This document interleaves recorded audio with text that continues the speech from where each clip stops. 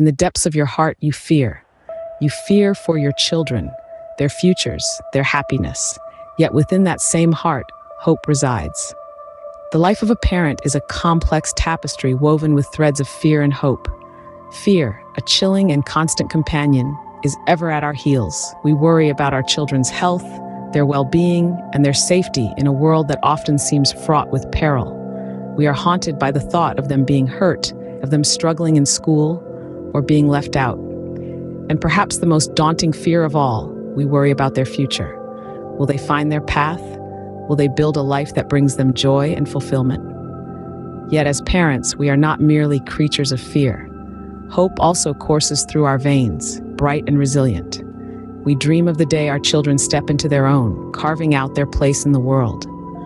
We long to see them grow into kind, compassionate individuals who make a positive impact. We yearn for them to find success, not just in the material sense, but in a way that resonates with their heart's truest desires. And above all, we hope for them to live lives brimming with happiness, love, and fulfillment. The fears and hopes of parenthood often seem to be in a perpetual dance, each taking turns leading the other. One moment we are consumed by worry, the next we are uplifted by a hopeful vision of the future. This is the emotional landscape of parenthood, a terrain marked by peaks of joy and valleys of worry. But navigating this terrain need not be a journey undertaken in darkness. For centuries, parents have sought wisdom and guidance in stories passed down through generations. One such ancient tale offers us a beacon of light. It is a story that speaks to the heart of every parent, addressing our deepest fears and our brightest hopes. These fears and hopes, they are the essence of parenthood. But fear not, for within an ancient tale, we find wisdom to steer these turbulent waters. In the ancient scriptures, we find the tale of Eli and his sons, a story of parental hopes dashed and fears realized. This tale, etched into the pages of the Old Testament, is one of tragic proportions, but also one that offers profound wisdom for parents and guardians alike. Eli, a man of revered status, served as a priest in the temple of Shiloh.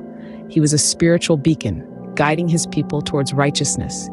Yet in the confines of his own home, he was a father who struggled to lead his children down the right path.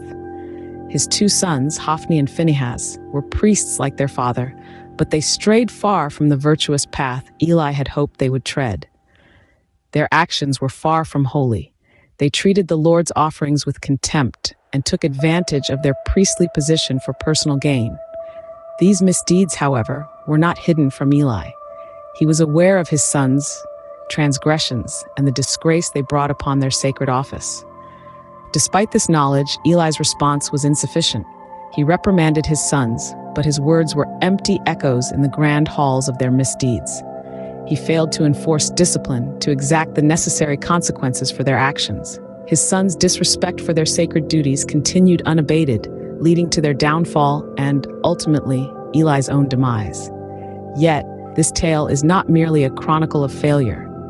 It is a mirror held up to our own fears as parents, the fear of seeing our children stray, the fear of failing to guide them, and the fear of witnessing their downfall.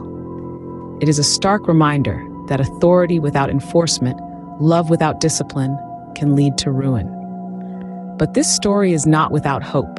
Embedded in its narrative are lessons, seeds of wisdom we can glean.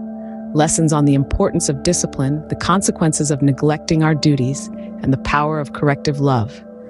These lessons, learned from Eli's experience, can equip us to better guide our children, to help them navigate the challenging pathways of life. In their story, we glimpse our deepest fears, but in its lessons, we find our greatest hopes. From Eli's tale, we derive three pivotal lessons. Lessons not of despair, but of hope and guidance. Our first lesson is about the importance of discipline. Eli, a priest and judge of Israel, had two sons who strayed from the path of righteousness. Although Eli was aware of their wrongdoings, he did not discipline them adequately. This lack of discipline led to their downfall, a stark reminder that discipline is not a punishment, but a tool for shaping character. It's a beacon, guiding children towards the path of integrity, responsibility, and respect. As parents, we must use discipline wisely, not as a means to control, but as a way to teach and guide. Our second lesson draws us towards the value of moral education. Eli's sons, Hophni and Phinehas, were priests, yet they lacked the moral compass that their roles demanded. Despite their religious education, they lacked ethical grounding. This underscores the fact that moral education goes beyond religious teaching or academic learning. It is about instilling values and principles that will guide children in their decisions and actions. It's about nurturing empathy, respect, and honesty. As parents, we must weave moral education into the everyday fabric of our children's lives, teaching them not just what to think, but how to think ethically and act responsibly. The third lesson from Eli's story emphasizes the need for parents to lead by example. Eli was a respected figure, a priest, and a judge, yet his sons did not follow in his righteous footsteps. This discrepancy between Eli's character and his sons' actions highlights the fact that children learn more from what they see than what they are told. They are keen observers, mirroring our actions and behaviors. As parents, we must be the role models we want our children to emulate. We must walk the walk, not just talk the talk. Our actions must align with our words, for our children are watching, and they learn from us. So from Eli's tale, we learn the importance of discipline, the value of moral education, and the need for parents to lead by example. These lessons serve as a guide, helping us navigate the tumultuous waters of parenthood. They remind us that parenthood is not just about providing for our children's physical needs. It's about nurturing their character, shaping their values, and guiding them towards a path of righteousness. Yet these lessons are not meant to instill fear or guilt. Rather, they are here to inspire and guide us. They remind us that our task as parents is not easy, but it is noble and rewarding. They encourage us to rise to the challenge, to strive to be the best parents we can be for our children and for the world they will inherit. These lessons, drawn from the echoes of the past, are the lighthouses in our journey of parenthood. Ancient though they may be, Eli's lessons are timeless. They resonate with our fears and hopes, guiding us in our parental journey. Let's delve into how these lessons can be applied in our lives today. Eli's story is not just a tale of parenting gone wrong. It's a tale of missed opportunities, of moments when intervention could have made all the difference. Now, we may not be priests or judges like Eli, but we are guardians of our children's futures. Consider the way we communicate with our children. Eli's reprimands to his sons were too gentle and too late. In our lives, this could translate to having open and honest conversations with our children from an early age. We need to guide them, correct them when they err, and applaud them when they do well. It's about striking a balance between being a parent and a friend. Eli's failure to discipline his sons is another lesson. Discipline is not about punishment, but about teaching our children the consequences of their actions. It's about helping them understand that every choice they make can lead to a future of success or a future of regret. Moreover, Eli put his duties as a priest before his responsibilities as a father. In our world, this could be equated to prioritizing work over family. We must remember that while careers are important, they should never overshadow the importance of our role as parents. Eli's story also provides an important lesson about leading by example. We must strive to be the kind of person we want our children to become.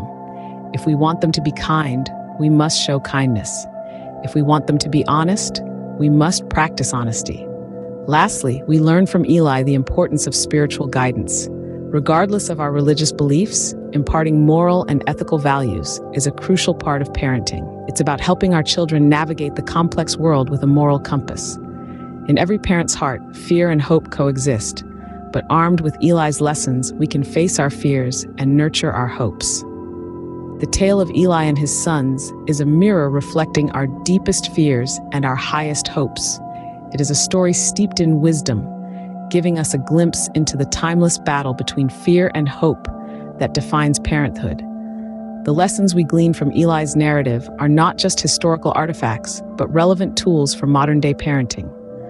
Firstly, it shows us the importance of setting boundaries and enforcing them consistently. It also highlights the necessity of being actively involved in our children's lives, guiding them towards the right path. Lastly, it teaches us that our actions as parents can leave lasting impressions on our children, shaping their future.